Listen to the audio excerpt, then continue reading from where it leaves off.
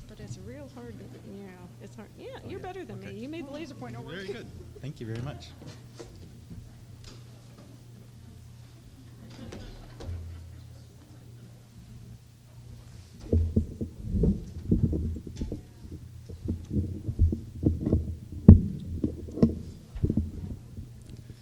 Thank you, everybody. It's a real privilege and honor to be here again at the Alaska Area Diabetes Conference. It's been a few years since I've been here. For those of you that remember me from the past, I used to have hair up here, and I've just sort of slid it down, eventually considering the beard comb over. My parents would be so much prouder of me than they already are. So much prouder.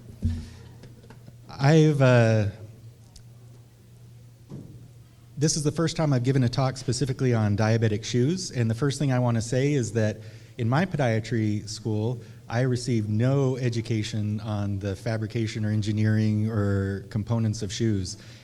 We are lucky enough to have a private podiatrist here with us. Dr. Heather Kaufman is here, and maybe she had education about shoes, but I didn't. So what I've learned about shoes has come from on-the-job training, mostly from one individual who I always give credit to, and that was Dan Weaver. Very important part of the Alaska Area Diabetes Program. He was a physical therapist, nurse, and pedorthist. Still working, I believe, in Klawock, if he's still down there, but real classy gentleman, really bright. And basically what I do now is what he taught me then, and I'm going to be passing that on to you today. So first I want to say, just as Judy mentioned in the introduction, my journey to Alaska Native Medical Center started with leaving University of Pennsylvania, going to a private practice here in town, where I got to meet the lovely Raina in the back. She's an educator now for South Central Foundation. We got to reconnect yesterday. And I didn't care for private practice, not through any fault of private practice, but just I was really self-conscious about treating people and leaving them with bills. I really wanted to do what my father had done, and that's to be a salaried provider where I could focus on individual patient care without regards to what I would get for it. And that's a real luxury that I have at Alaska Native Medical Center, and it's the thing that's kept me there 19 years and hopefully for the rest of my career as well. But I wouldn't have come to ANTHC at all if it wasn't for the Alaska Area Diabetes Program. So I like to give credit where credit's due. Back then it was led by the incredible Dr. Julia Naylor, who remains one of my human idols of all time. Thank you. Yeah, I agree. So it was her, but it was the whole team really. They all worked to get grant money because when the hospital didn't believe that a podiatrist was needed for the patient population, the diabetes program knew that they needed a podiatrist. And in fact, they made do without a podiatrist for several years and could publish studies using that same Dan Weaver, who really was functioning as a podiatrist without the training, just because he was a very considerate, kind, intelligent individual. And because they could show that with his dedication and their dedication to focusing on diabetic foot prevention, they could reduce amputations.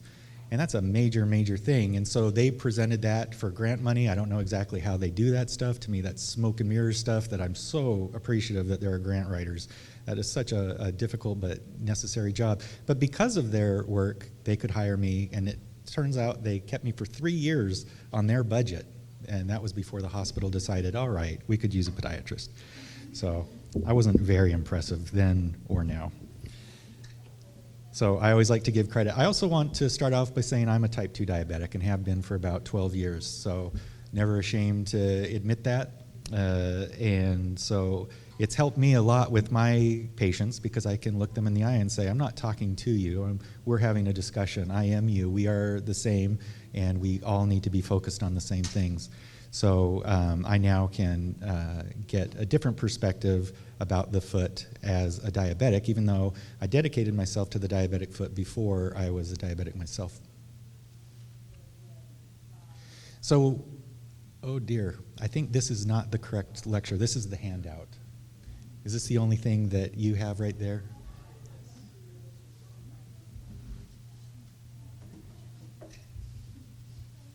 This is what I am on deck for.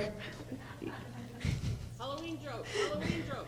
I might have used all my Halloween jokes. Does anyone else have a favorite Laffy Taffy joke they would like, or other joke, a dad joke, any joke they would like to share? Teresa, all right. I'll meet you in the middle. Yeah, it's not your fault. It's definitely I might have some more not your jokes, fault. It's though. my fault. But we'll see what Teresa's got. This is my go-to joke because my grandpa had Alzheimer's, and he would say this joke, and 1 minute later forgot he said this joke. And in 1 hour, you might hear this joke 15 times, and every time it's funny. So, what do you call a dog with no legs? Doesn't matter what you call him, he's not going to come anyway. Love it, love it. Do we have time for, they look real quick up there, like they're getting, anyway. Anyone else? Kind of along the same lines as Teresa's joke. What do you call a deer with no eyes? I have no idea. Anyone? I know, I'm getting booed. I'm getting heckled. Thank you. I appreciate you taking a joke. Why do cows have hooves instead of feet?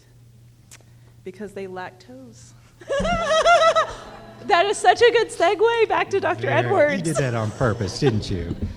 What podiatrist could refuse a cow toe joke? Cow toe joke.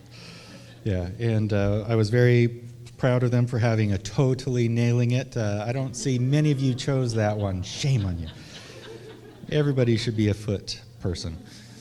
Okay, so now we're talking about getting foot gear for patients with diabetes, so that means there's something about the feet in individuals with diabetes that separates them from other people. Oh, that's another thing I wanted to mention. I have a very bad habit of referring to myself as a diabetic. This is something that Ann Fleetwood has tried to coach me on, and I'm very recalcitrant. I have a hard time not calling myself a diabetic or others diabetics. So if I slip that in, please forgive me. I know the correct thing is to say individual with diabetes, but I am old and stubborn. So let's talk about, first of all, the effects. What is it about the foot of an individual with diabetes that makes them different from somebody without diabetes? There are different disease states that affect the foot, and almost universally, when I see a new patient, and that's at least twice a week, I'll see a new diabetic or a new person with diabetes. Individual with diabetes, sorry. I'm bad. I told you. I warned you. I did apologize. And I'll ask them, like, what do you know about diabetes in the foot? And they'll say, I know I'm going to lose my leg. And a lot of times it's like that. It's like an active thought process. I'm going to lose my leg or my foot or my toe because they've invariably had a friend or a relative or a loved one that has lost a toe, foot, or limb due to diabetes. So I asked them, why do you think that people with diabetes lose limbs? Just because I'm interested to know what the perceptions are, and the perception is always circulation. You know, they're always like, I'm going to lose my circulation, I'm going to lose my feet.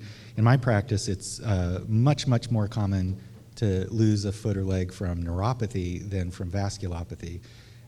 But they're both very, very detrimental to the foot. So let's talk about the vasculopathy. This is a umbrella term for all the different vascular diseases. It could be lymph disease, venous disease, but I'm specifically talking about arterial disease, the ability of the heart to pump and get oxygenated blood out to the furthermost tissue levels in the toes. And that's one of the reasons why the foot is so severely affected, is because it's so far from the core. It's far from the central nervous system, it's far from the heart, so things that happen in the foot will happen earlier and harder on the foot. But if it's happening in the foot, it is happening everywhere. So vasculopathy, when we're talking about peripheral arterial disease, PAD, it's a whole spectrum from early mild to critical limb ischemia when people have pending or active gangrene.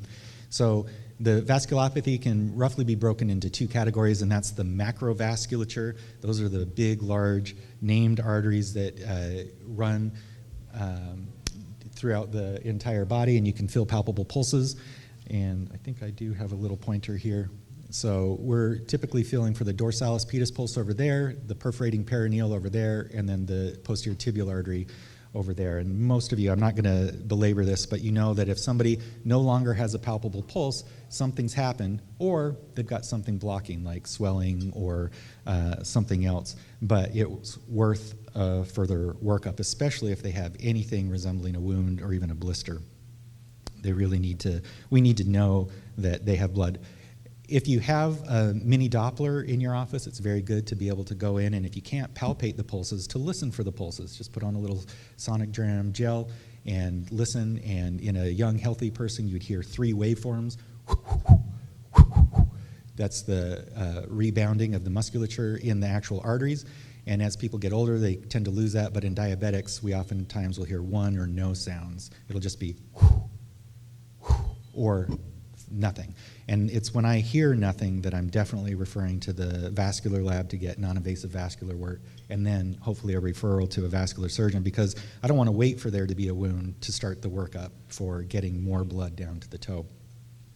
But it's not just the macro vessels that undergo disease, it's also the micro vessels, That would be the capillaries, the arterioles, and that's when you lose brisk capillary refill time, which I define as 1 second. Most people are 1 second or less.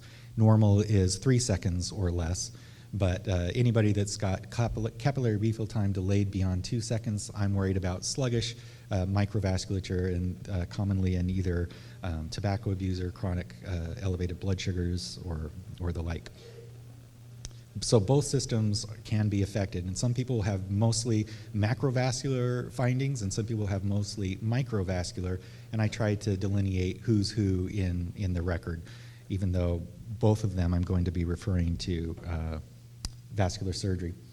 So this is just to show that even arteries themselves, they're the things that are responsible for pumping that oxygenated blood out to the tissue levels. Well, they need oxygen to survive as well. So there's little microvasculature to the arteries called vasovasorum.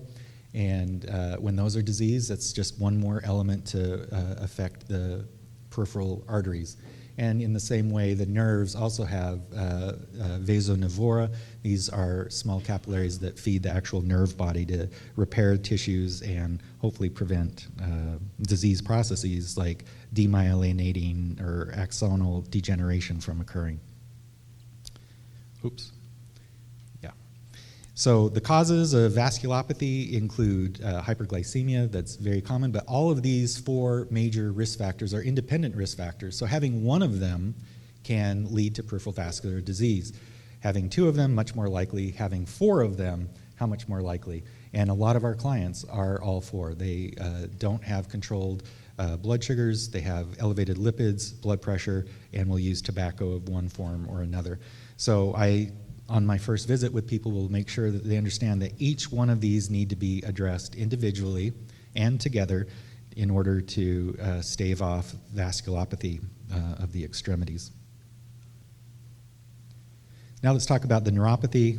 I was lucky enough to be here for Dr. George Banks' talk yesterday on neuropathy. I think he did a really, really good job.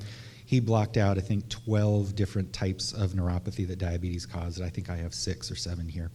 But the first one to go is the vibratory perception, and he himself was talking about using a 128 hertz tuning fork, give that a little whack, put it on a bony prominence of the foot, and then see if the person can either feel it or if they can feel it within 5 seconds of you not feeling it any longer, and that would be considered normal. If they've lost their vibratory perception, that doesn't by itself mean that they're a high-risk foot, and that doesn't mean they need diabetic shoes. In fact, that's an important point. Just because somebody has diabetes does not mean they need diabetic shoes. I stated I'm a diabetic. I don't wear diabetic shoes. But I do use medical similar shoes. So they're not medical, but they're similar, and I'll go over that at the end. So vibration is the first to go. If that's going, then it's time to inform the person, you're on the spectrum of neuropathy, and the next thing is you're going to lose feeling or you're going to get symptomatic. You're going to get burning, tingling, numbness, all of those problems. Peripheral sensory neuropathy is the light touch or protective sensation. That's the 10-gram monofilament that hopefully everybody is familiar with. If you did choose the totally nailing it lanyard, it actually has a little diagram of the 10 sites that are tested. I don't have a slide of that here today, but as Dr. Banks was pointing out yesterday, you just want to take that little monofilament, apply it for 1 second perpendicular to the toe that you're testing or the area that you're testing. Just put a flex in the wire and then take the wire off, and they should be able to feel that. I usually don't say, tell me which toe I'm touching. I usually say right or left while their eyes are closed. And then I'll just go back and forth. I'll do two toes on the right foot and then maybe 3 toes on the left foot and then go back to the midfoot or the forefoot of the right, and I'll go back and forth like that, just saying, say right or left. A lot of people will just constantly be saying things left, left, right, right, left, right, and you haven't touched them yet. And you're looking at their loved one sitting in the chair saying, so that's also peripheral neuropathy. So that's not the absence of a signal, that's a faulty signal that's being sent without any stimuli. So also a part of the process. There's also proprioceptive. Again, Dr. Banks did a nice job talking about it. I describe this as the ability to sense yourself in space. So with your eyes open, you know that your finger's right here, and you can bring it right to your nose with no difficulty at all. But you can also do it with your left hand and your eyes closed. You can do it pretty close to spot on. And that's because you can sense where your finger is in relationship to yourself, even with your eyes closed. Well, we can do that with our feet too. When we're standing and walking, it's a subconscious thing. We're not even aware of it, but we're constantly inverting and everting our feet to disperse forces as we walk across the ground. If you get a proprioceptive neuropathy in the foot or ankle, as Dr. Banks was alluding to, you might load weight through your foot when it's inverted or everted inappropriately, and that's going to cause a lot of stress on those bones. And you add up cyclical step after step after step. Somebody that hasn't been doing a lot of walking and now they go with the family to Disneyland, well, they could develop a Charcot foot on that day, just from standing and walking and not placing body weight through their joints lined up exactly as the body would want. The body doesn't know what position the foot is in. And that's why a lot of these people have a plodding gait where they just lift up and plant, and oftentimes looking at the ground because they can't sense any irregularities in the ground. It's a terrible, terrible thing. Anybody, not to be too gross here, but anybody that's sat on the toilet a little longer, excellent reading material or whatever, Angry Birds, whatever, I'm not judging. But if the foot goes to sleep and then you stand up, that's a miserable feeling, isn't it? To have one or both of your feet or legs asleep, just imagine having that all the time. So I have a lot of empathy for these people. It'd just be a miserable thing, and so many of them show up smiling and happy and game to try and do better. There's also autonomic neuropathies. This affects the entire body, everything from resting tachycardia, as Dr. Banks mentioned yesterday. But in the foot, it means that the blood vessels don't vasoconstrict or dilate in the correct way, and that means that there could be too little or too much blood getting to the foot. You think, too much blood? If the blood vessels are open in dilation all the time, whether you're sitting, standing, whatever, it's not only going to cause orthostatic hypotension, it's also going to demineralize and wash out the bones, and that makes them a little bit weaker, a little bit easier to have that pathologic fracture when you're standing and walking with an proprioceptive and light touch or loss of protective sensation neuropathies. So the causes for this are not as, combined, whereas in the vascular diseases, most of our clients have all of them at the same time, all of the risk factors. Not usually so for neuropathy. By far and away, hyperglycemia is the most common cause of neuropathy, followed by alcohol, and then a very, very distant third, fourth would be, chemotherapy would be above syphilis. But fortunately with chemotherapy, it's oftentimes reversible. Not all the time, but usually. And the further somebody can be off of chemotherapy, the more likely that they will return to normal nerve function. And I see that time and again, and just have a very few, couple of patients that have the permanent painful neuropathy. Idiopathic neuropathy is interesting. You do that 10-gram monofilament test on somebody that comes into your office with an ulcer, and they don't have a history of diabetes. Well, you definitely want to send them to the diabetes team or their primary medical provider to get an A1C. We don't draw blood in podiatry, so for us it's sending out for that. And at least in my office, we don't draw blood. So I have two patients. Both of them are men around 6'5" or taller. Both of them 325 or more. Both of them idiopathic peripheral sensory neuropathy for the first 5, 6, 7, 8 years that I knew them. Both of them eventually became diabetic, and both of them have lost their big toes already. But I think it's important to note that they had neuropathy before even pre-diabetes. So we can't say that theirs is diabetic neuropathy, but we still treat it the same. If they can't feel, then they're at risk for all the blisters and ulcers. So I have idiopathic neuropathy patients as well, and some of them will go on to develop diabetes. So this is the peripheral nerve tree, just a rough schematic of that. But I want you to look at, on the right side, we see a healthy neuron cell body with a healthy axon, healthy dendrites, healthy terminus of each of the axons and the synaptic membranes. That's how it should work. But in individuals with diabetes, they will have degeneration of both the axon and the myelin sheath. So either of which will reduce the body's ability to conduct an electrical impulse, and if it's just a copper wire without the elastic or rubber tubing, then it can't conduct. And either it's going to conduct false information or no information. And on your left, that's more of a diseased nerve. And it is considered irreversible in most cases. I have seen people that have proved me wrong, and I love challenging people. I tell them, prove me wrong. I want you to. Get better feeling. And a lot of times, if people can reverse their blood sugars, they've just recently been elevated, they can improve their feeling in the feet, but not always. I know that from about, when I got diagnosed, I had an A1C of 9.8, and I was quickly able to get it into the 6s.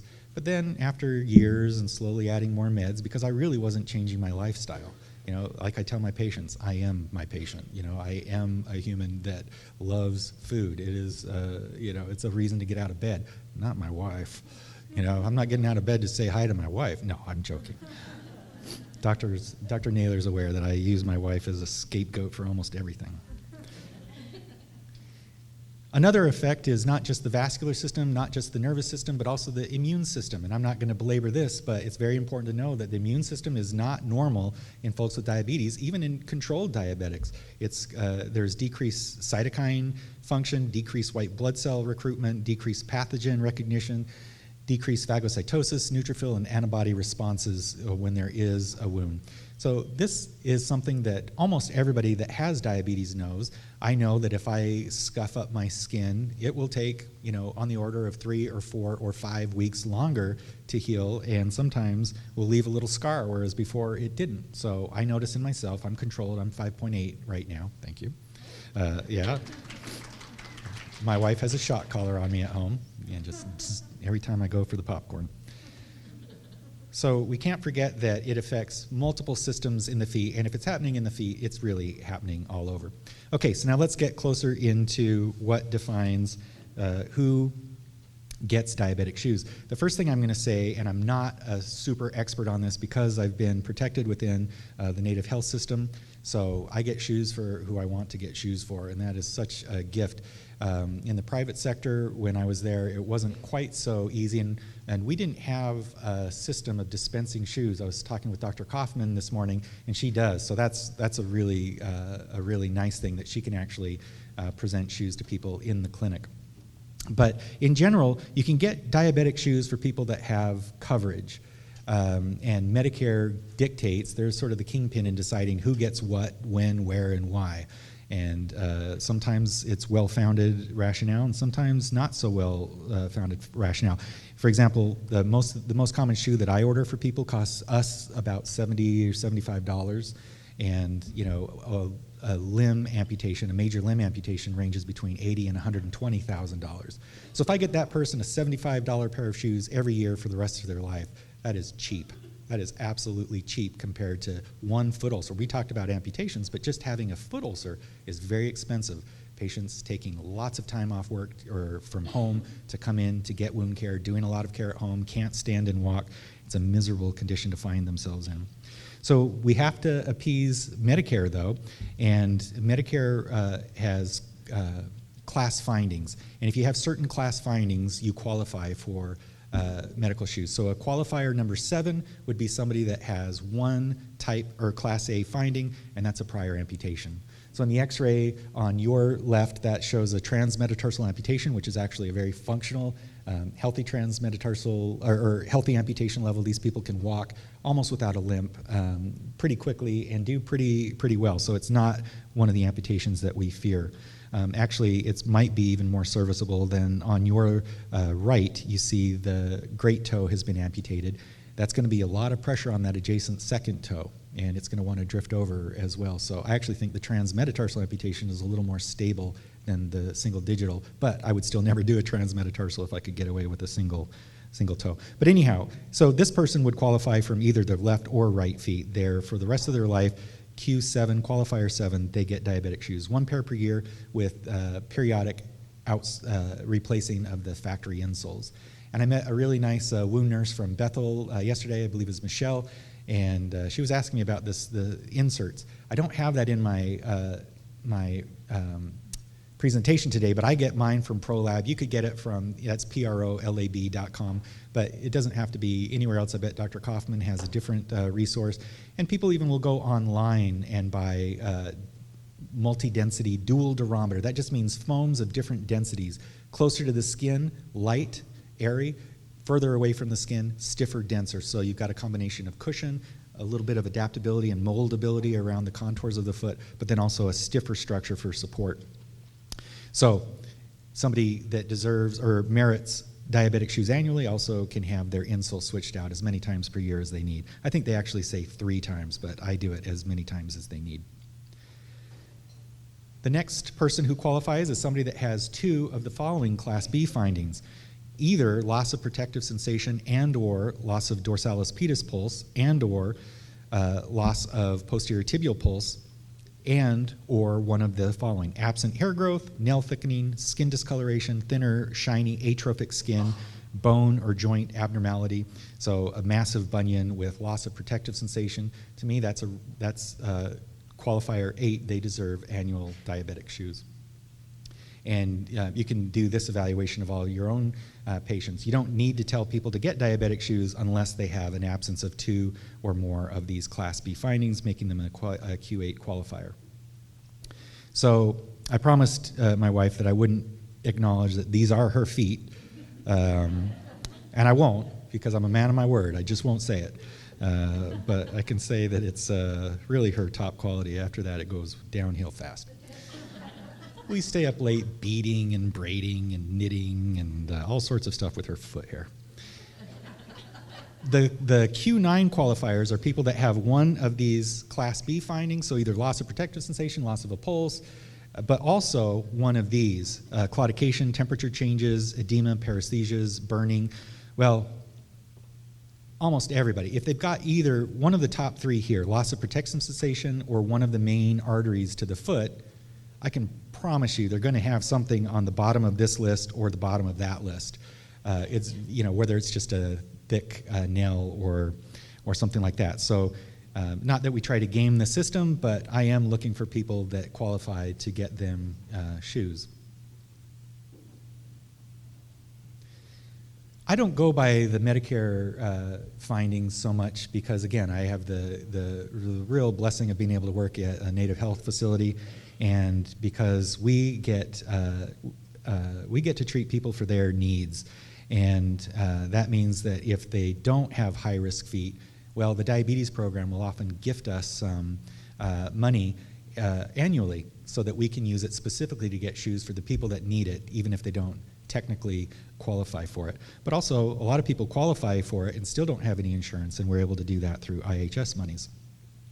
So I don't go by the qualifier Medicare because I don't really know who does or doesn't have insurance. I just love that about my job. I just get to walk in and treat the person. But this is what I go by: the American Diabetes Association foot risk category system. It starts out with 0, that's no loss of protective sensation. That's what LOPS mean, loss of protective sensation. So that is loss of perception of the 10-gram monofilament. Or peripheral arterial disease. So if they have both of those and they have gnarly fungal nails, gnarly bunions or hammer toes, they're still a risk category 0. And that's where every individual with diabetes wants to be. That's where I happen to be right now. But I'm at risk. I've had diabetes more than 10 years. A few of those years wasn't perfectly controlled. And as people get up around the 10-year plus mark, they can get neuropathy. My father has been a controlled diabetic for over 20 years. He has full, profound neuropathy of his feet. Even though he's been controlled the whole time, he's a medical doctor himself. So again, we're trying to delay, hopefully preventing from ever starting, but at least delaying. And the earlier in life somebody's diagnosed with diabetes, the harder we have to work to keep them from developing vasculopathy, immunopathy, neuropathy, because that's how we can protect their feet. And again, I know that we're also you all deal with much more than I do, dealing with eyes and hearts and kidneys. Those things are way out of my league. I focus on the feet.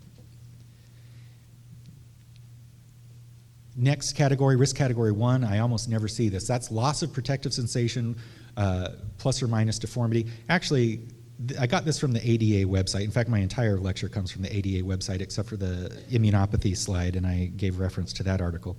But they have it a little bit differently than I do. To me, loss of protective sensation plus deformity is absolutely a risk. In other words, if somebody is numb over a bunion and they have a bunion, they're at very high risk for forming a callus, blister, ulcer, infection, and getting an amputation right there. So I'm already pulling the trigger on ordering them diabetic shoes. And if insurance won't cover it, then I will dip into the diabetes grant money from I shouldn't say sugar mamas because I know Jeremiah is a part of the team too. But,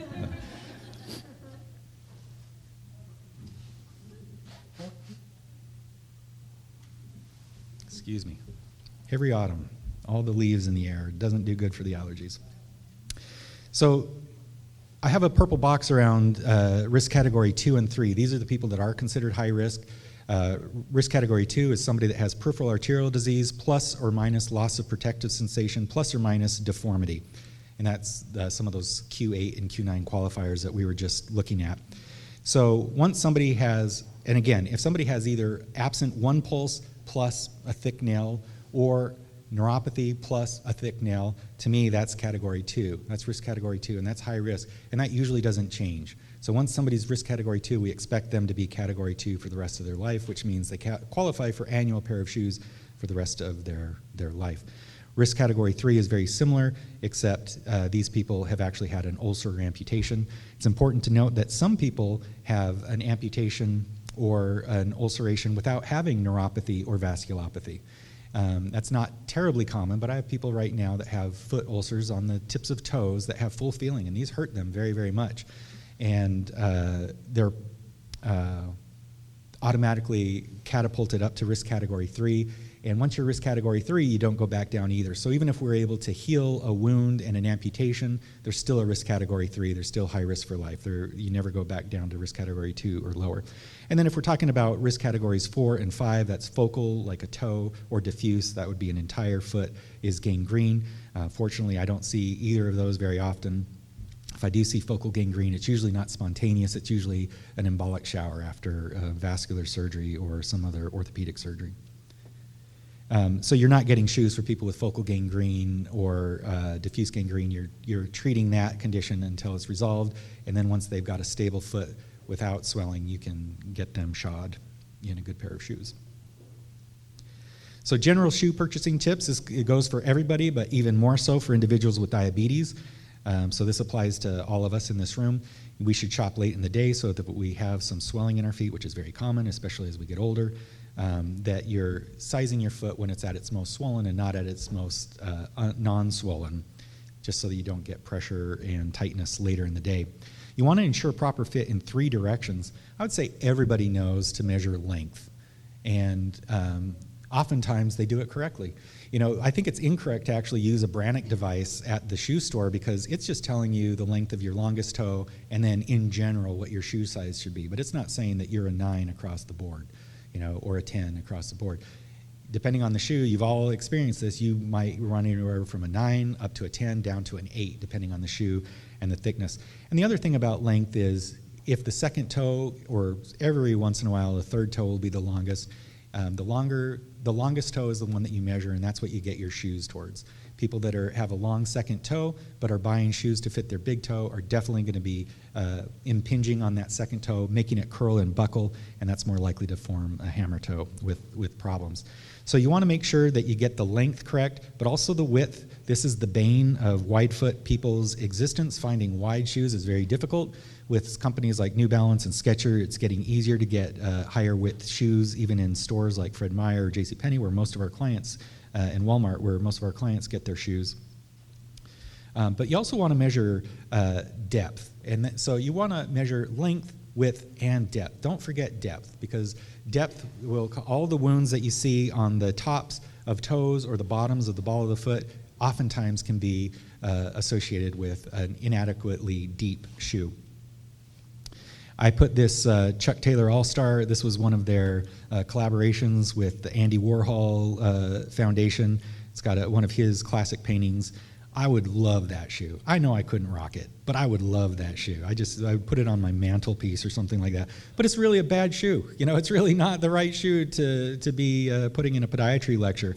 It's narrow, it's flimsy outsoled, it's shallow, it has everything that I would advise against. But I'll still say that it's the prettiest shoe. I just won't wear it. Measure your feet while you're standing. When you stand up, your arch will depress a little bit and your foot will elongate. So you never want to be sitting down trying on shoes. I mean, you can sit down to put them on, but then stand up and then sense where the toes are in relationship to the end of the shoe then. They should be snug but not tight. You should be able to wiggle your toes, not feel the end of the shoe, not really feel anything pinching in from the sides. If they do that in the store, they're probably going to do that at home as well, even after an hour or 3 or a week or a month. And I guess this is a good time for me to just say one of the best things that I do, that I found, again, mostly self-taught with shoe fitting, is I don't measure somebody's feet. I used to do that. We used to have Brannick devices in our clinic, but it was so discouraging to say, okay, you're a 9 wide, and then the person go out and they couldn't get a 9 wide, and or that didn't fit them. They actually needed a 9.5, but they said, oh, the podiatrist said I needed a 9 wide. And so I always tell people, go by what you're feeling in the shoe store, and if somebody has neuropathy, of course, they can't feel in the shoe store.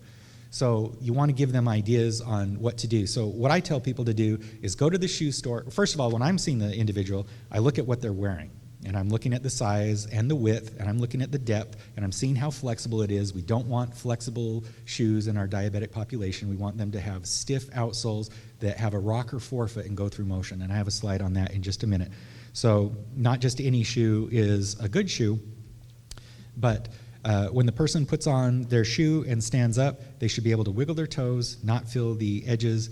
And, what I was saying is, you take out the factory insole of their shoe if you can. If it's a Sketcher, it's probably glued in, which really upsets people like me. You know, we want to have removable insoles that we can replace with our own gear if we need to. And most high-end shoe companies, New Balance and above, Saucony, Asics, Brooks, Hoka, Ultra, they all have removable insoles that we can work with. But take that out and place it under the individual's foot. And a lot of times they can't even see that you're holding up under their foot because their bunionette and their bunion are so wide that you can't even see their insole. But their foot is much broader than their insole, so you know that shoe's too narrow. And you can also look at the impressions on the insole to see where their toes are hitting. And if the toes are hitting right up on the end, I mean, there's no space between where you see the indentation of the toes and the end of the foot insole, then you know that it's too short that way. So that you can guess length and width. So you can say, all right, in the shoe that you're wearing now, which you've proven to be able to acquire, you can go back and acquire it again. But this time I want you to go a half size up and a width up. And that's something to start with. It only works for that shoe because every shoe company is different, and even amongst the different types of shoes, they're always different. Some of this is probably very obvious to you, and I apologize if it's too simplistic. You want to make sure the toes can wiggle. If you take a tracing of the foot, it should fit within the tracing of the shoe, which kind of goes along with what I was just saying. So I wanted to show this first. So this is how you would trace a foot with the person standing, and then you can measure the greatest width and the greatest length, and you can go on a chart. This sizing chart that I have is, I think, from Drew's website. That's just the company that we tend to use at ANTHC Podiatry. It doesn't mean that they're the best, but it's the one that we find to be the most affordable, the most durable, and work for the most people with enough selection that we can offer some people a little bit of variety. But if you did something like that and then fit it into the shoe, it should fit well. But I like this diagram from Adam that shows the same foot in 2 different shoes, a round, wide toe box shoe. You can see all those toes have space. They're not close to the tip.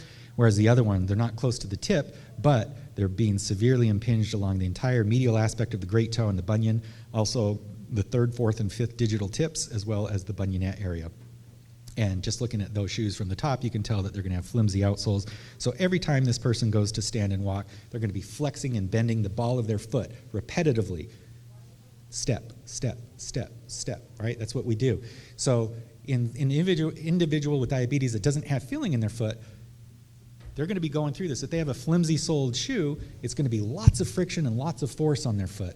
Whereas if the shoe is just thicker in the forefoot and it's got a little bit of a rocker, the toe joints can remain steady and at rest while the shoe rolls through the range of motion instead of the joint bending and flexing.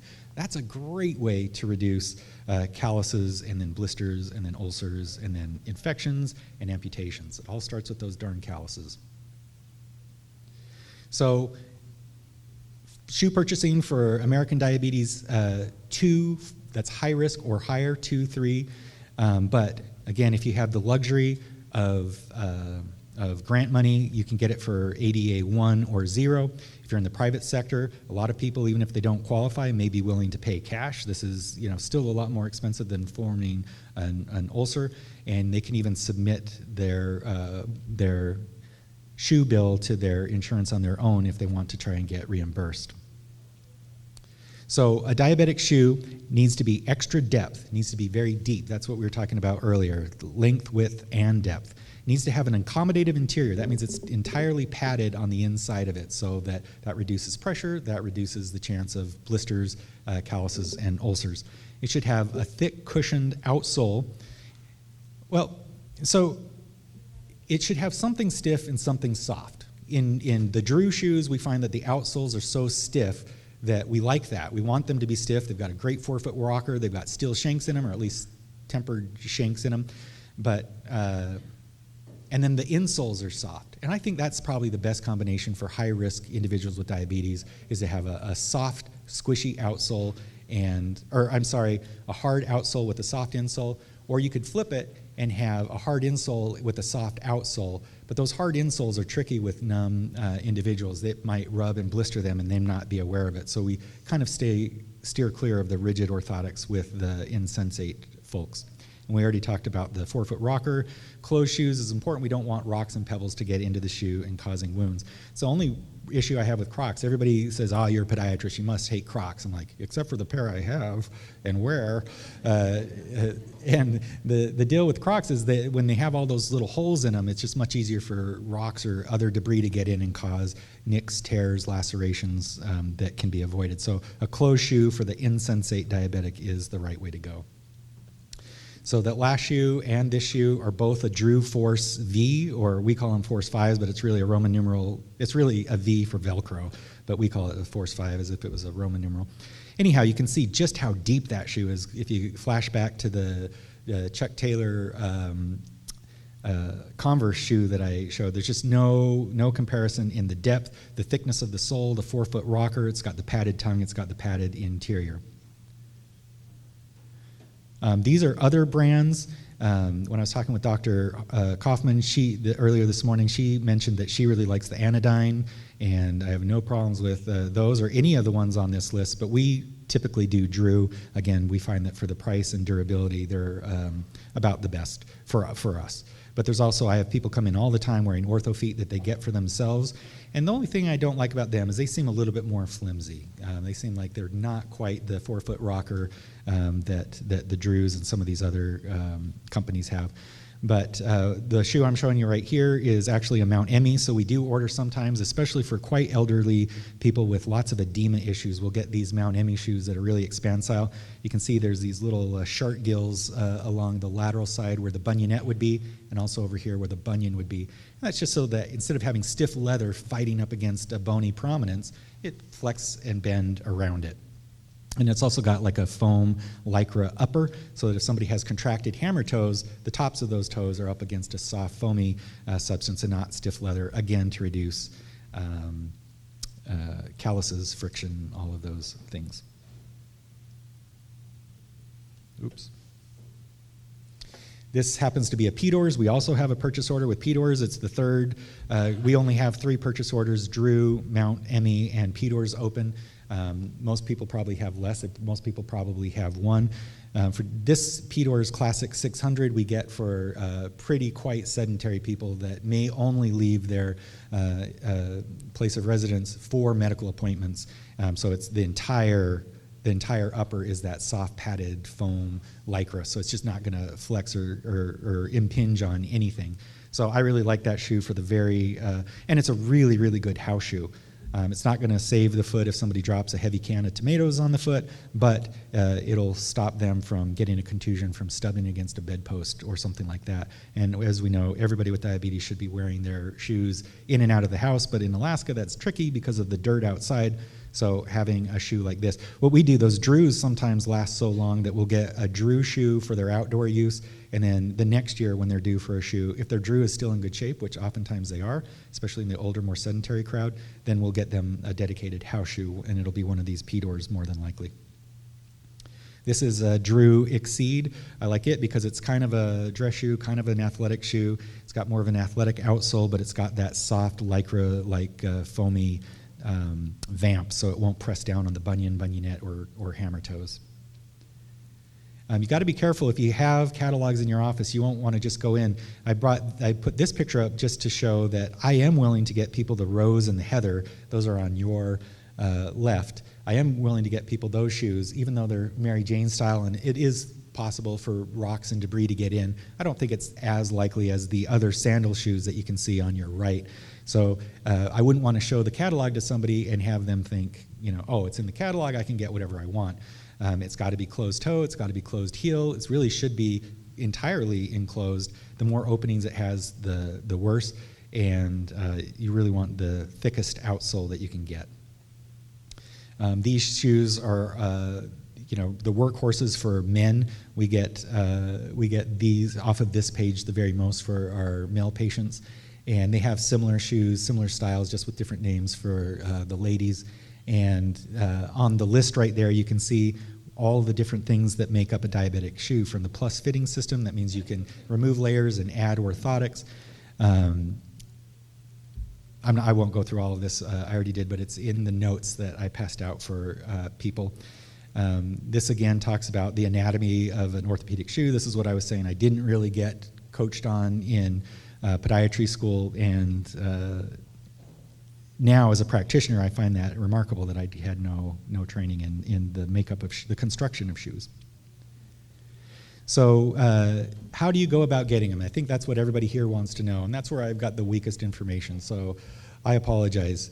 I asked my nurse case manager, she's Carrie Ellison, she's been with me 19 years ago when Dr. Naylor and the Alaska Area Diabetes team started podiatry.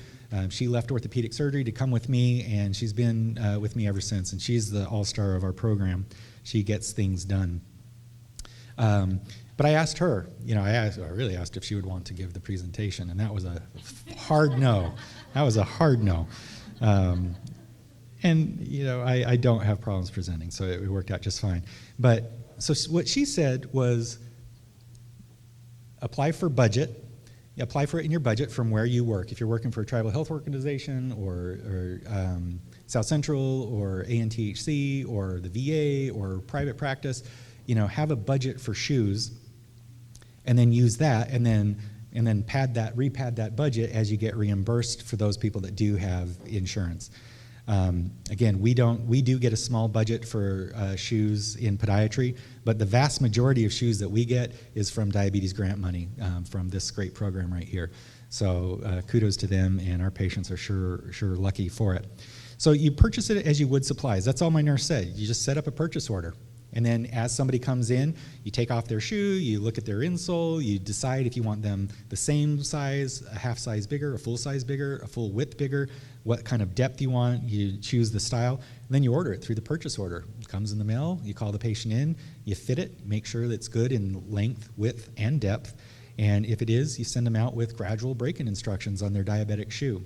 And that is wearing for an hour or so the first day around the house, maybe 2 hours the next day, and slowly increasing, and after that, increasing more rapidly, just so you don't get an early blister. And even in our good diabetic shoes, I've had people that blister during break-in, especially with those all-leather shoes, and that's why I'm trying to go more and more to the all-mesh shoes, even though the all-mesh does not work great in Alaska. So set up a budget or bill insurance directly, or in the private sector, you could sell the shoes directly to the patient and then give them the information to get reimbursement. You can apply for grant money, which seems to me the greatest thing in this state. It certainly is the greatest thing for our practice. And then I already talked about patient purchases. And they might, I have people that I will get them their first pair, but it's not acceptable to them to get one pair of shoes a year. They expect more than that. And so then they will go and they'll get on Amazon.com and they'll see the shoe and the serial number and everything, and they'll order themselves their own shoes. And I think they can get like a Diabetes Force V shoe, I think they can get for around $250 online. Whereas when I'm dispensing, where I'm paying around $75 for it. So you can see that even one person getting reimbursed will cover 3 or 4 pairs for other people, which is a really nice thing to do. So trying to get funding for shoes, however you can do that.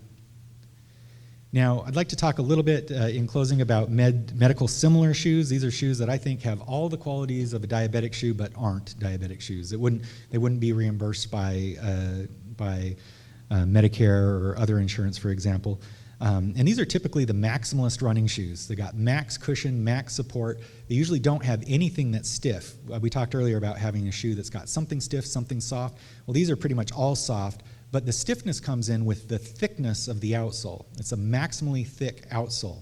And it has a 4-foot rocker on it.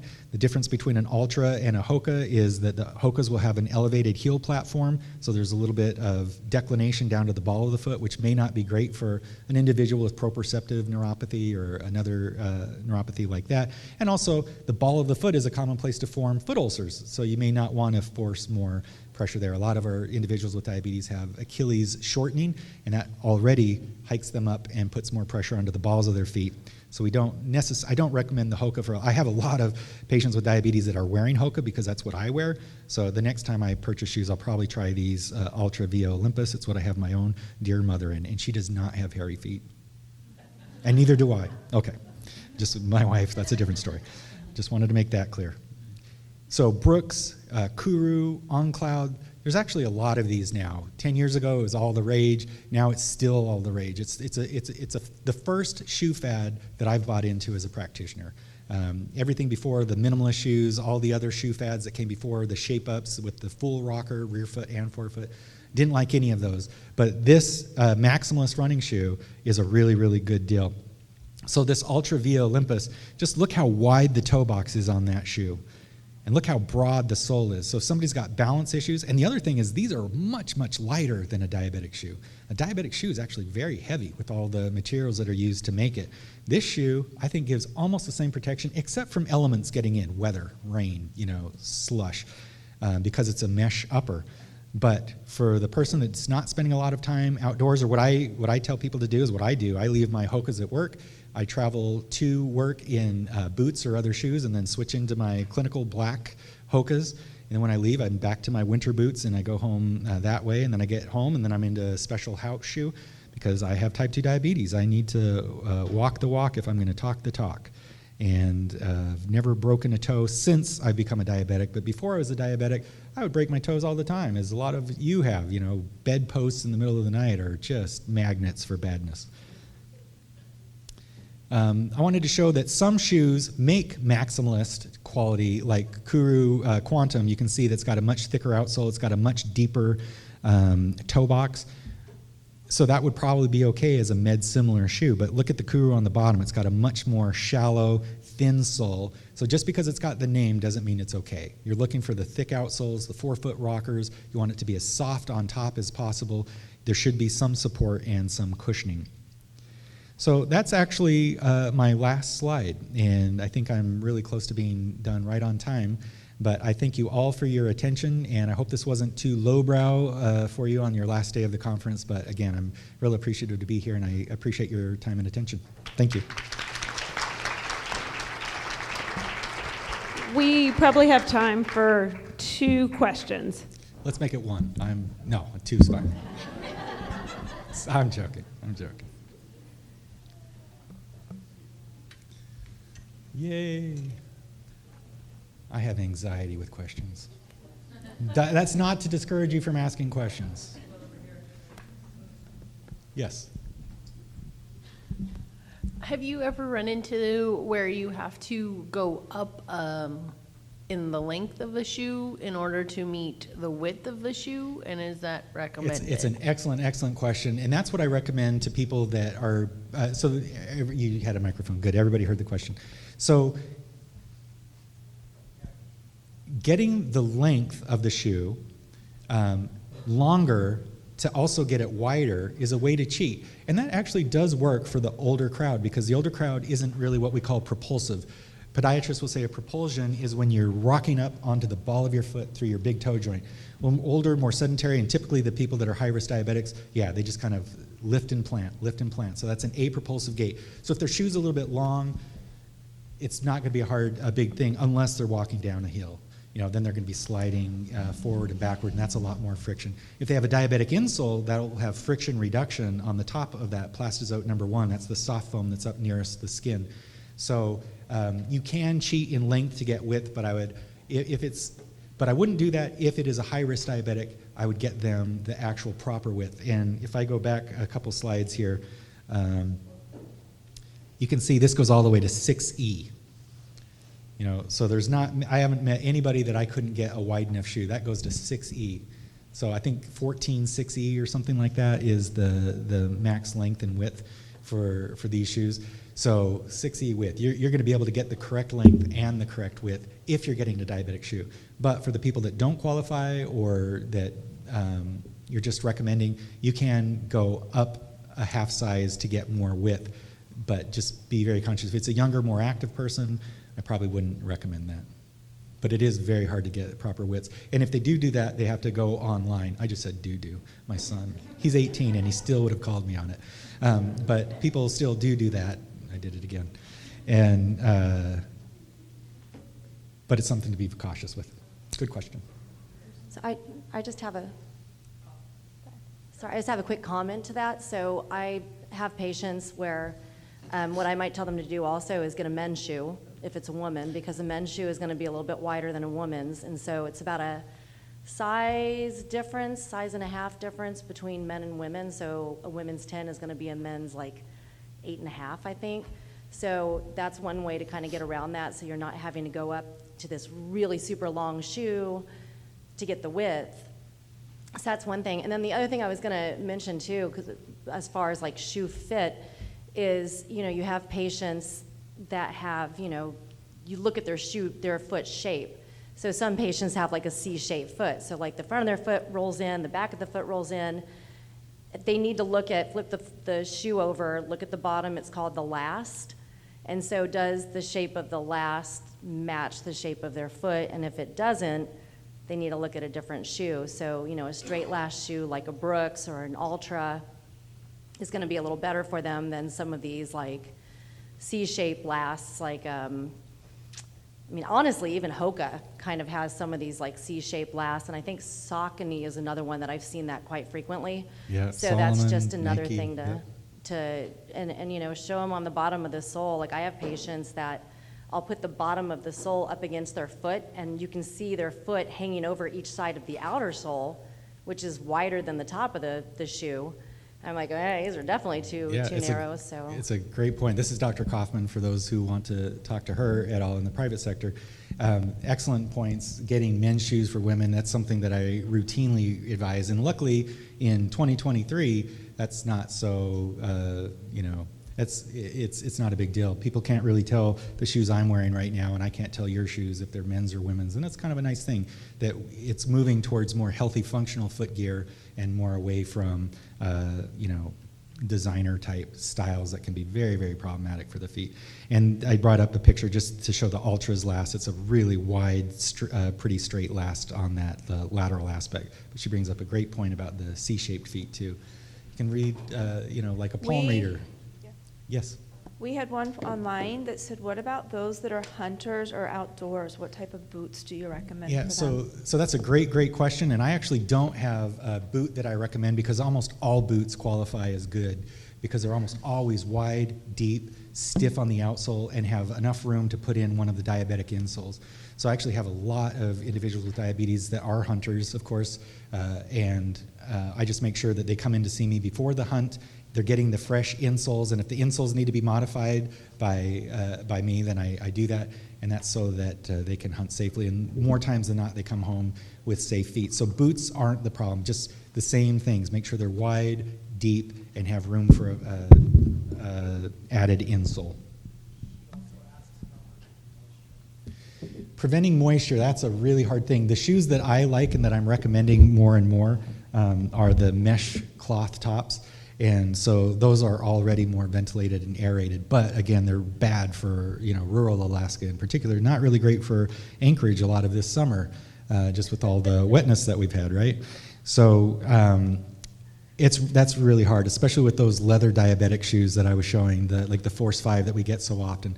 They're very hot and they're very heavy, and those are some drawbacks with them, but they're built to be tanks. They're built to protect against almost anything hurting the foot. So I don't have a great suggestion for that other than for days that they expect more sweating or moisture on their feet, to actually spray some antiperspirant on their soles.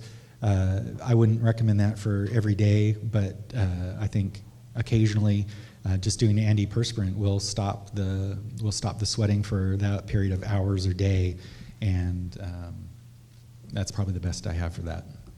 Yes? Last question. Sure. Okay, we're seeing in the outlying areas more podiatrists, which is awesome. It is. And it might just be worthwhile to mention what is an appropriate referral to podiatry.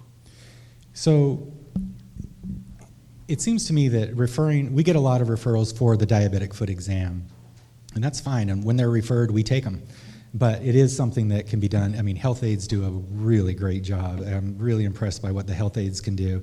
And I trust it, and I look at it. I was recently in Bethel with Brandon Nelson and the diabetes team out there, and I have times before the patient will see me, they'll be seeing Brandon, and I have that time to look through the chart and look at the health aides. A lot of times out there, it won't be the health aides that's doing it. It would be either Brandon Nelson or Beth or one of the diabetes team, but it's getting done, and it's getting done well. And then I find that when I'm seeing the patient and repeating the test, they were accurate. So that's probably a referral that maybe doesn't have to happen. I would say any diabetic that wants permanent toenail removal, that's a very good one, just because podiatrists probably do the best permanent toenail removals. As far as temporary removals, just removing an ingrown toenail and waiting for the new one, hoping, crossing your fingers it comes back better, that can be done by a lot of different providers. But if it's actually an ablation, I recommend that be just podiatrists. And we probably do the temporary removals the best as well, just because we're doing this every day, multiple times, whereas other providers might do it once or twice a year, or not even that. All right. Thank you, Dr. Edwards. Thank you, everybody.